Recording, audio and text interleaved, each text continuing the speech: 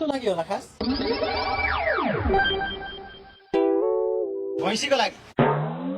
खुरुको दिनु न जसको लागि भए पनि। कति हो? 80 रुपियाँ। 80 रुपियाँ पैसा होला दिनु। ए पैसा भएन। 100 रुपियाँ रहेछ।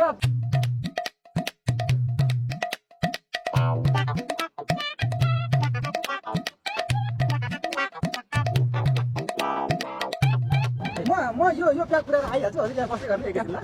छिटो आउनुहोस् है ज्वाइँ सर। यहाँ मेरो खुट्टा दुखेर हिँड्न भएको छैन, भैँसीले पनि दुःख दिइरहेछ। साउजी यहाँ रागो होला? छ नि बा, यहाँ भैँसी छ, राँगो छ, 2-4 गोरुहरू छन्, भित्र बाघ छ, भालु छ। यो औषधि पसल होइन, चिडियाखाना हो। बोल हेर्नुहोस्।